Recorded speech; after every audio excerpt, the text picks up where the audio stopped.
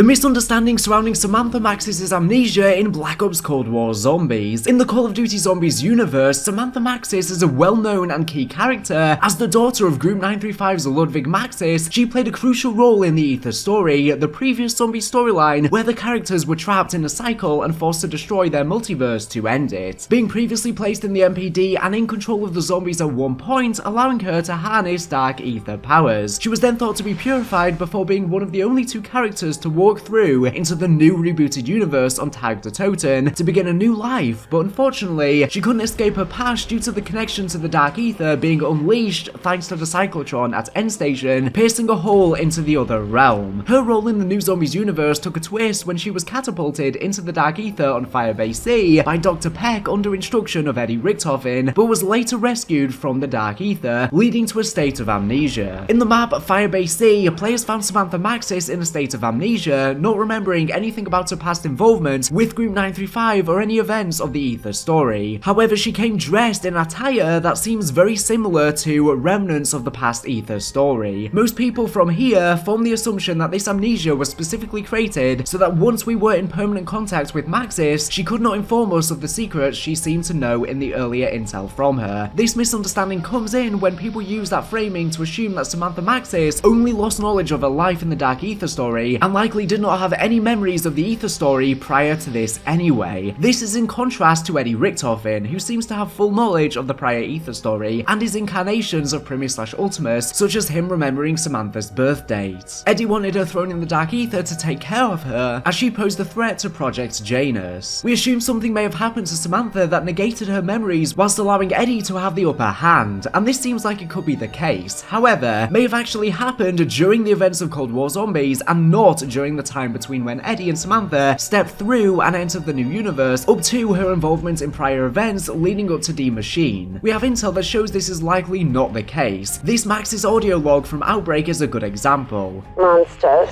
are real. I used to have nightmares about them, and I told myself I was being foolish. I was wrong. I'm not scared. I have overcome much worse things. I will take their power from them by using it. Now, I hide in shadows, like they did when I was a child. I found shelter. I found food. I do what I need to in order to survive. Tomorrow will be a better day. I will choose to believe that. During this time she was trapped in the Dark Aether, Maxis mentions nightmares, and these nightmares are very likely her memories of the Aether story, since they were memories of things that she sees in the Dark Aether, but she had them long before being sent in there. She also mentions them hiding in shadows when she was a child, which again implies that these memories were haunting her for as long as she can remember. In the old Aether story, Keepers visited her during her sleep. If our assumptions are correct, and Sam and Eddie appeared here in the same year as Tag the Totem took place around 1965, and at the same age, then this would be pretty much Samantha's entire life. And I think making the distinction about how much memory she had prior to Firebase C is incredibly important, and not just for a lore semantics debate. It is so important because Samantha's actions, especially those related to Eddie and his child, potentially named Samuel, come with two vastly different interpretations. If she did not have memories of the Aether story, her actions come off as an unfortunate mistake or misunderstanding. This could mean that if it was the case that Samantha Maxis gave Gregory Weaver intel to take down a target, that being Eddie Richtofen, and subsequently Weaver burnt down the house, potentially killing Richtofen's wife and child, this may have actually been an informed action by Samantha Maxis based on a prior knowledge of the Aether story to take out Eddie Richtofen, as opposed to her just being informed by the CIA to take him out for some other reason. So if she did have memories of the prior Aether story, even vague ones, this could drastically inform her motivations and decision making prior to this memory loss that may have occurred just on Firebase C, with her previously having possibly at least some memories of the Aether story. While this particular point of discussion has been around Eddie and why she would seemingly assist Weaver in attempting to kill him, many more of her choices and actions in Cold War make much more sense. Her mysterious attitude and ability to have more information on the situation than Weaver and Requiem, as well as a seemingly thorough understanding of the Dark Aether, she is also incredibly motivated to keep the Dark Aether shut and very aware of the dangers it poses. This makes her very brave decision to go into Firebase C alone and desperate to get help from Weaver and Requiem at the beginning of Cold War zombies make much more sense. And this can all have very, very big implications for the future, and could explain a lot more reasons for what Eddie Richtofen was up to in his grand scheme in Cold War Zombies, placing all of those events in motion. With this in mind, what does Samantha having had these memories really mean? For one, it introduces the idea that she could possibly regain these memories, or even already has. Maxis undergoes two large character shifts in the Cold War Zombie story, one during a trip in the Dark Aether during Firebase C, and the other after being tortured and manipulated by Eddie to awaken her powers prior to Forsaken. I propose that by the time Maxis fights Zykov in Forsaken, she may have already received those memories back along with her powers. After all, she did have powers as a child, and the reason for Eddie interrogating and manipulating her could have been so that she's able to re-unlock her memories and in turn better harness her powers that come alongside them. I will continue the conversation in a little second, but first of all, I have an awesome message to share with you.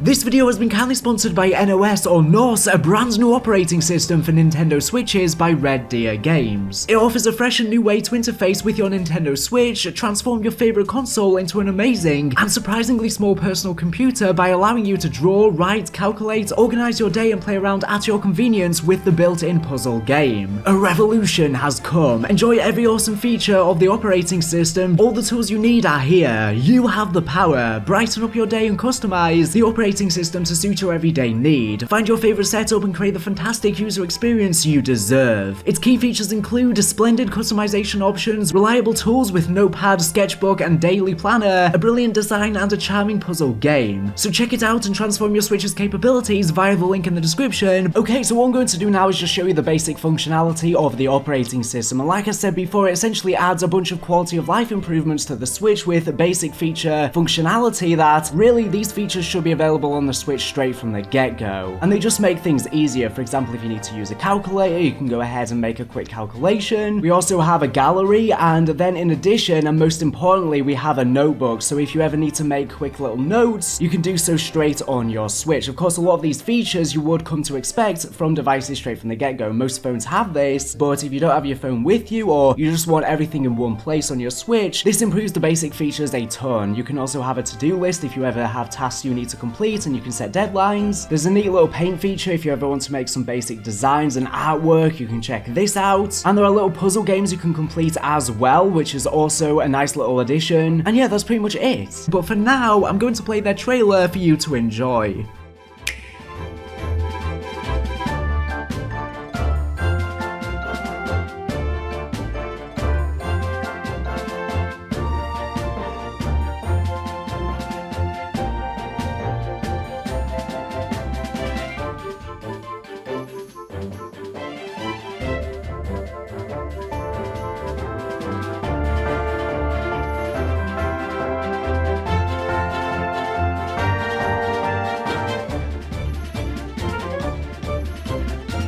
Her first large character change was due to losing lots of her memories, and I think this second shift into the more self-sacrificial and guilt-ridden persona of the Forsaken era Samantha was also influenced by a change in her memories. She is aware of just how powerful she is and how her powers work, and refers to herself as having a good soul that previously Eddie Richtofen instilled into her consciousness. Sam, not by fault of her own, did do a lot of bad in the prior story. Just her being in control of the zombies previously and all of the destruction that followed would be enough for her to never want the same to repeat, and feels like she owes a debt to the world and everyone, so that could be why she was so willing to sacrifice herself to being trapped in the Dark Aether in order to trap the Forsaken. Even while she was trapped in the Dark Aether during Firebase C, she seemed to kill Omega soldiers during her sleep/state of amnesia. When Sam was in the Dark Aether, we have this piece of intel. I am sorry.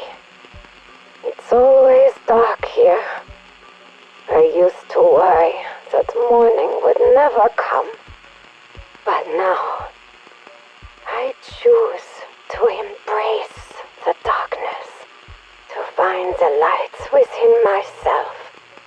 I am not a bad person. I am a good soul.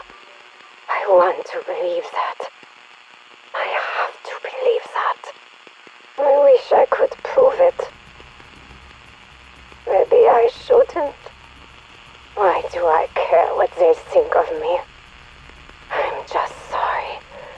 They do not really know me. This again suggests that she has some remnants of memories of the prior life, considering she claims they do not really know her and is so adamant to prove to herself that she is not a bad person. She is riddled with guilt due to being corrupted by the Dark Aether. In turn, she ended up forgiving Eddie for the horrible things he did to her whilst interrogating her because she felt like it was for the quote-unquote greater good. Even when Eddie mentioned her birthday, Samantha replied by stating, "I don't know, everything is different now," implying that she does indeed have some memories of before, but that it's not exactly clear. And if she does indeed remember at least some of the events that transpired with Weaver, potentially burning down Eddie's house, then that could be another reason as to why there is a lot of guilt over her shoulder. Of course, when Eddie was interrogating her, he kept his identity anonymous, so she still does not know who he is, but it begs the question, in the future story, she will figure out who he is. And what exactly will then happen if she then remembers what she and Weaver potentially did to his son and wife? How will she react? Will she give him the upper hand because she feels guilty? Of course, in prior intel, she stated that she feels as if the events of that day will come back to haunt them, and that could be something that we see unfold in the next game. The lingering question that leaves us with is, should we save Samantha again in the next Treyarch game? How do we know what kind of Samantha we are going to pull out? What will the 5-year gap between 1855 and where the story picks up again in the 90s have done to her, especially when time passes at a different rate in the Dark Aether, with the Forsaken describing 40 Earth years as being 4 Dark Aether centuries, although we are unaware if time passes linearly or at the same rate for everyone who inhabits the Dark Aether. One thing is for certain, the time she is in there will be much more than the time that's passed on Earth, just as she was only in the Dark Aether for a matter of 2 days on Firebase C, but to her it seems like months. For however long she has to endure the place below's wrath, it will definitely corrupt and torment her psyche immeasurably so, and in terms of what it may do to her memories and how it will warp them, we are left entirely in the dark. But it'll likely be an important character development and motive when we see her next. Could she even become an Elder God herself? How better will she control her powers, or will her powers become so much so that she isn't even able to restrain them herself? It is possible that Samantha could become the Archon too, and maybe becoming the Archon could even factor into Eddie's grand plan, and we could see a repeat of the Aether storyline where Richtofen and Samantha go head to head in trying to become the new Archon. These are all of the answers we'll have to wait to learn about come Treyarch's return in 2024. But with that note, that is everything I wanted to discuss in this video. Let me know all of your thoughts and theories in the comment section down below. Almost no one is posting zombies storyline videos anymore, particularly about the Dark Aether story, and there is a lot to talk about, a lot to theorize about. People act like the Cold War zombie story is very surface level when it just isn't. There is so much to delve into, it's just that people aren't even taking the time to delve into it, and it gets really interesting when you do start to do so. So I'm hoping to rejuvenate this hype in the zombie storyline, in particular the current Dark Aether storyline, so that people are excited and heavily anticipating the return of this storyline come Treyarch's next game, and I can't wait to see Richtofen and Samantha again. Anyways, thank you for watching the video, make sure to subscribe if you're not here for the latest and greatest Call of Duty news and information. So anyways, thank you for watching, and